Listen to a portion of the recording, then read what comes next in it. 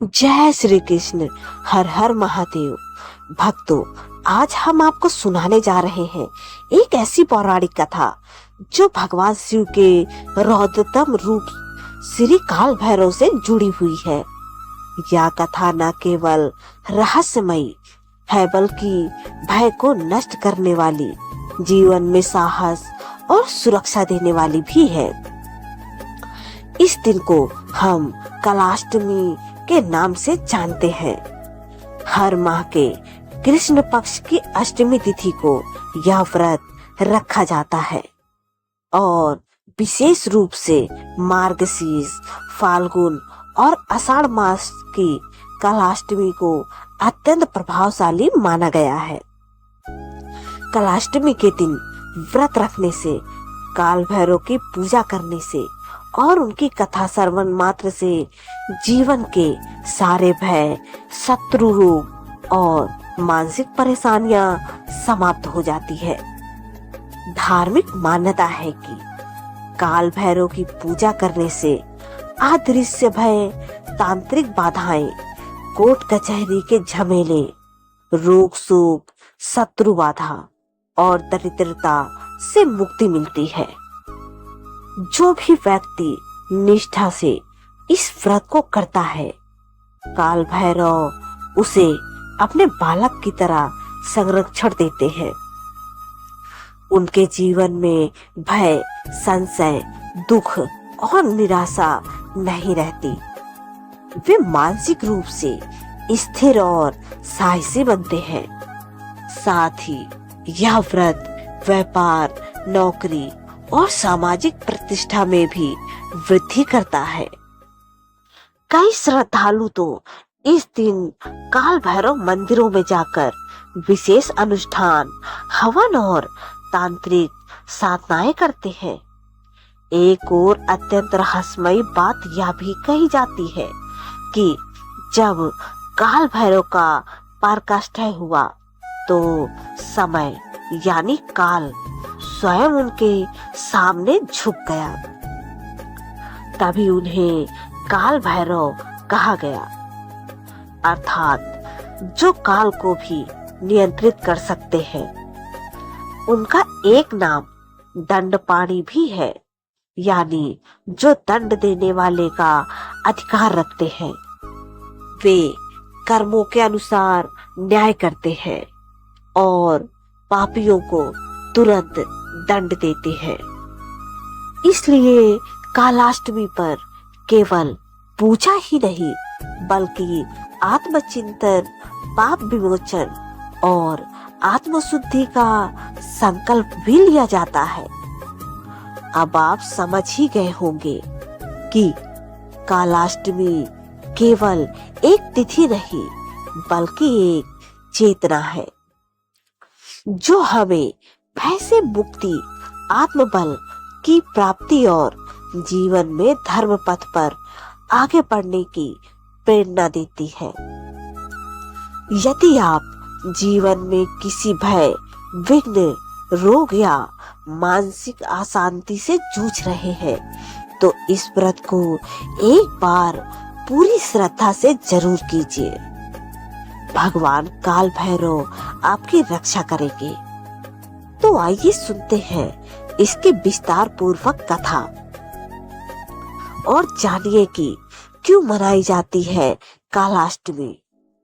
पौराणिक कथा के अनुसार एक समय की बात है जब सृष्टिकर्ता ब्रह्मा, पालक विष्णु और संहारक शिव के बीच सृष्टि की श्रेष्ठता को लेकर चर्चा चल रही थी। उस समय ब्रह्मा जी ने स्वयं को सर्वोच्च बताने का प्रयास किया और भगवान शिव के बारे में अनुचित शब्द कह डाले। शिव जी को यह बात अत्यंत नागवार गुजरी और उन्होंने अपने क्रोध से एक दिव्य तेज उत्पन्न किया। उसी तेज से प्रकट हुए भगवान काल भैरव। उनका स्वरूप अत्यंत विकराल था। गले में नरमुंड की माला, हाथ में त्रिशूल, शरीर पर भस्म और नेत्रों में प्रलय की ज्वाला। भगवान शिव ने उन्हें आदेश दिया कि वे ब्रह्मा के अहंकार का विनाश करें। काल भैरव ने अपने त्रिशूल से ब्रह्मा जी के एक सिर को काट डाला। ब्रह्मा के 5 सिर थे, जिसमें से एक काटकर उन्होंने शिव के आदेश का पालन किया। लेकिन यह कृत्य ब्रह्मा हत्या के अंतर्गत आ गया, क्योंकि ब्रह्मा भी सृष्टिकर्ता थे। अतः काल भैरव को इस पाप से मुक्ति पाने के लिए पृथ्वी पर भटकना पड़ा। वे हर जगह गए, लेकिन ब्रह्मा हत्या का दोष उनके पीछे चलता रहा। अंततः जब वे काशी नगरी पहुंचे, तब ब्रह्मा हत्या उनसे अलग हो गई और वहीं एक स्थान पर गिर पड़ी। उसी स्थान पर काल भैरव मंदिर की स्थापना हुई, जो आज भी काशी का प्रहरी कहलाता है। भगवान शिव ने उन्हें काशी का कोतवाल नियुक्त किया और घोषणा की कि बिना काल भैरव की अनुमति के कोई भी काशी में प्रवेश नहीं कर सकता और ना ही वहां से मुक्ति प्राप्त कर सकता है। आज भी काशी में मृत व्यक्तियों की आत्मा को मुक्ति तभी मिलती है जब काल भैरव की शरण में आती है। कालाष्टमी का व्रत इसी घटना की स्मृति में रखा जाता है। इस दिन भक्त सुबह स्नान करके व्रत का संकल्प लेते हैं, दिन भर उपवास करते हैं, काले वस्त्र पहनते हैं, क्योंकि यह रंग काल भैरव को अत्यंत प्रिय है। प्रदोष काल या निशा काल में उनकी विशेष पूजा की जाती है। पूजा में काले तिल, उड़द दाल, नारियल, सरसों का तेल, अगरबत्ती, दीपक और भैरव जी का प्रिय भोग अर्पित किया जाता है। कई स्थानों पर काले कुत्तों का भोजन कराना भी पुण्यदायक माना गया है, क्योंकि काल भैरव को कुत्ते की सवारी प्रिय है। कुछ भक्त इस दिन रात्रि जागरण करते हैं और भैरव अष्टक, काल भैरव स्तोत्र, भैरव चालीसा आदि का पाठ करते हैं। कालाष्टमी का व्रत 18 जून 2025 बुधवार को रखा जाएगा।